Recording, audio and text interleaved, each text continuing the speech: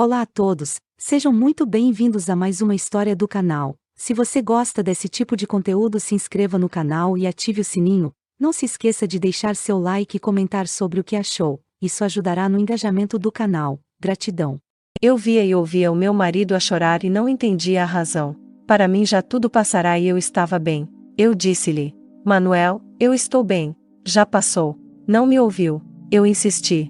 Ele foi buscar o aparelho de medir a tensão arterial, colocou-o no braço e quando obteve o resultado gemeu. Tentou várias vezes, em vão. O aparelho não dava sinal. Eu continuava a olhar para ele e a dizer-lhe que estava bem. Ele não me ouvia. Viu-a ir buscar um pequeno espelho e a colocar em frente do meu nariz e da minha boca. No espelho não ficou nenhum vapor. Ele tentou uma e outra vez. Eu continuava a tentar falar com ele, a dizer-lhe que estava bem e que já não me doía nada. Eu não sabia explicar por que razão o espelho não embaciara, mas estava mais preocupada em tranquilizar o meu marido. Eu estava bem. Ele balbuciava: por favor, Gracinha. Não me deixes. Volta para mim. Preciso de ti. Eu dizia-lhe: escuta-me. Eu estou bem. Já passou. De súbito, apercebi-me que estava a vê-lo de um ponto mais elevado do que seria possível, se eu estava deitada na cama. Ele usava o espelho e o medidor de tensão de forma tão ansiosa que eu não compreendia a razão. Eu dizia-lhe que não tinha dor, que tudo já tinha passado, mas ele não me ouvia.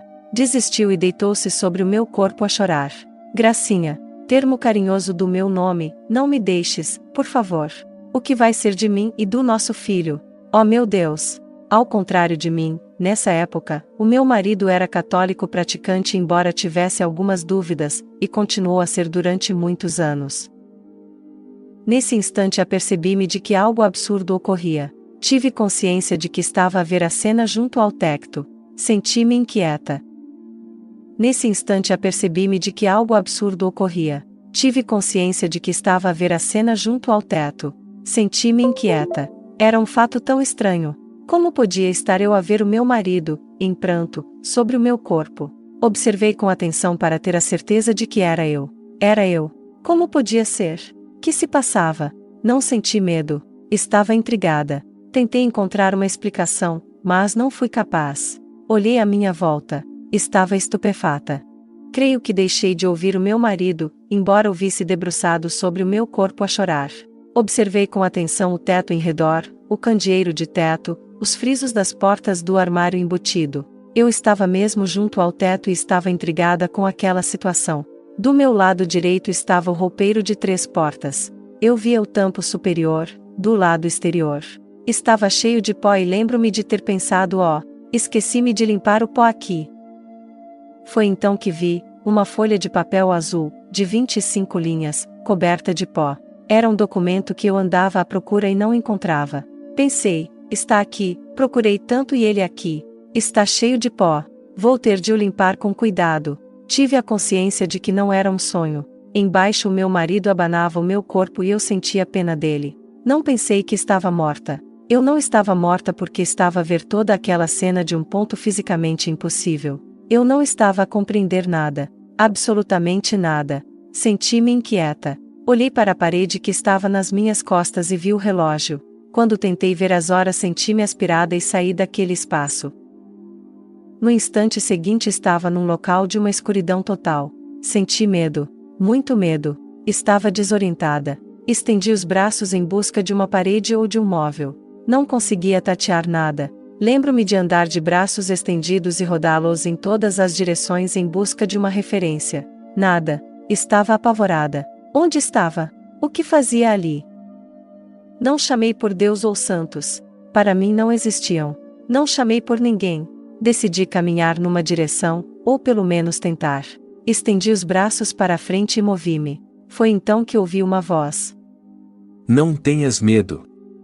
Estamos aqui para te ajudar. Estendi os braços na direção da voz e encontrei o vazio. Outra voz, e uma outra me diziam o mesmo. Não sei dizer quantas eram. Eu sentia as presenças, mas não conseguia tocar-lhes. Apercebi-me a determinado momento que não as ouvia com os ouvidos, mas com o pensamento. Como era possível? Tive consciência que não tinha escolha. Estava na escuridão, sem saber a minha localização, e fosse o que fosse que ali estava, eu não tinha mais ninguém a quem recorrer. Pareciam-me pessoas porque eu compreendia o que elas diziam. Intrigava-me o fato de saberem onde eu estava. Se eu não os via, estaria eu cega? Ouvia a resposta dentro de mim. Não. Não estás cega. Deixei de procurar. Mentalmente aceitei a ajuda. Estava assustada, creio mesmo que posso afirmar, apavorada. A escuridão total desorientava-me. Vem. Para onde? Vem. Segue-nos. Como? Se não vos vejo? Deixa-te levar. Quem comunicava comigo estava situado do meu lado direito. Eu sentia algo semelhante a uma energia, como a eletricidade estática ou ímã, que eu não sabia definir. Sentia outras energias à minha volta. Desisti de me questionar e deixei-me levar. Senti o meu corpo colocar-se na posição de decúbito ventral, com a face para baixo. Esbracejei, mas quem me acompanhava tranquilizou-me afirmando que eu não cairia. Deslocamos-nos, lentamente, na escuridão. Assim me parecia. Sem qualquer ponto de referência, eu não era capaz de saber como e a que velocidade me Eu perguntava para onde vamos, e respondiam-me para ter calma e para o seguir. O sentimento de medo foi se desvanecendo. A certa altura, surgiu um ponto de luz, minúsculo, naquela escuridão. Disseram-me: Veja. É para ali que vamos. Não fiz perguntas. Quanto mais avançávamos em direção à luz, mais a escuridão se esbatia. Não tinha a noção de viajar num túnel. Tinha a noção de viajar no cone de luz projetado. Quando se liga uma lanterna na escuridão, projeta um cone de luz. É assim que posso descrever esse momento. Comecei a sentir ansiedade. Eu desejava chegar lá, junto da luz. Para mim era uma estrela que iria iluminar a paisagem quando estivéssemos mais próxima dela. Quando já existia claridade à minha volta, procurei ver os meus acompanhantes. Não vi nada, mas continuava a senti-los junto de mim. Estava tranquila, como se tudo o que ocorria fosse algo natural. Eu entendia. Chegamos a um ponto em que a claridade iluminou tudo, vi a paisagem, mas não tive tempo de ver pormenores, porque parecia que viajávamos a uma velocidade impensável. Vi a Terra e a Lua a distanciarem-se, o Sol a ficar afastado. Eu estava maravilhada. Existiam cores que não sei definir porque não se enquadram na paleta de cores que temos. Existiam tons que criavam camadas como placas transparentes sobrepostas, lindas. Eu estava extasiada. Deixava-me levar, sem medo, maravilhada. Atravessávamos zonas de poeiras e logo surgiam mais e mais estrelas e outros astros que se afastavam conforme avançávamos. Eu podia olhar para as luzes das estrelas sem qualquer problema. Era muito bela aquela paisagem espacial, assim me parecia. Tal como um viajante curioso, eu observava tudo, embora a deslocação fosse rápida demais para observar pormenores. Lembro-me de compreender. Parecia-me ver os astros em planos paralelos, infindáveis. E eu compreendia. Compreendia tudo. Já não fazia perguntas. Observava e maravilhava-me com a paisagem. A paisagem era formada por cores, astros junto dos quais passávamos. Eu estava tão fascinada que não olhava para a luz inicial. Os meus companheiros invisíveis continuavam comigo, mas eu tinha a sensação que pouco a pouco iam ficando para trás. Isso para mim era um fato normal. O companheiro inicial que se situava à minha direita, continuava presente, eu sentia-o, olhei para a luz para onde nos dirigíamos. Era tão potente como o sol, mas a sua luz não feria.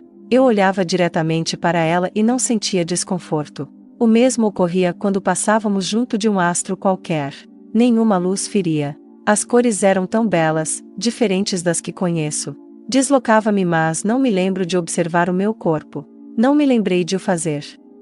Nesses momentos não era importante. Por estranho que pareça, quanto mais me afastava do planeta Terra, mais a existência da minha família deixava de existir. Nem pensava no meu filho. Foi muito estranho. Lembro-me de ter um sentimento semelhante ao que temos quando depois de uma longa ausência regressamos a casa. Eu sentia-me a regressar a casa. Estava em paz e feliz como nunca estivera antes. Em certo momento, a primeira luz emitiu sons que não sei definir e dela foi projetada uma onda, assim chamo porque se movia como as ondas do mar. Era uma onda de luz e energia que não sei definir. Tive medo, mas o meu companheiro invisível disse-me para estar tranquila que nada de mal ocorreria. Fiquei a observar a onda aproximar-se na expectativa do que iria ocorrer. Quando a onda me tocou, senti que me dava amor. Um amor tão grande que, mesmo que somasse o amor dos meus pais, do meu marido, do meu filho, de toda a família e o que eu sentia por eles, não chegaria para ser comparado a uma areia num deserto.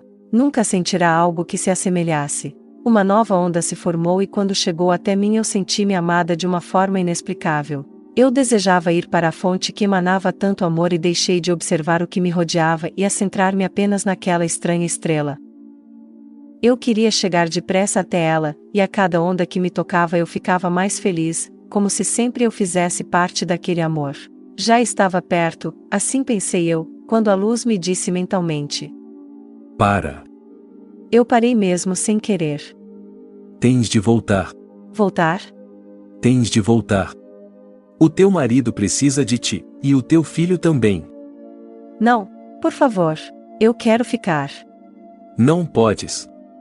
Vais ter de voltar. O meu marido arranja outra mulher, e o meu filho tem o pai e os avós. Eu não lhes faço falta. Deixe-me ficar. Terás de voltar. Tens tarefas a cumprir. Mas eu quero ficar. Por favor. Nunca senti tanto amor na minha vida. Não me mande de volta. Tens de voltar. Tens tarefas a cumprir. A tua missão ainda não terminou. Missão? Que missão? Eu já sofri tanto e nunca fui má. Por favor. Por favor. Quero ficar aqui. Não podes. Volta. No instante seguinte tudo se desvaneceu. A dor voltou, inspirei, e lá estava eu na cama com o meu marido a chorar de alegria e eu a chorar de tristeza. Na época o hospital mais próximo, ficava a cerca de 13 quilômetros, funcionava tão mal que apavorava quem tinha de recorrer a ele. Eu estava tão prostrada que só queria descansar.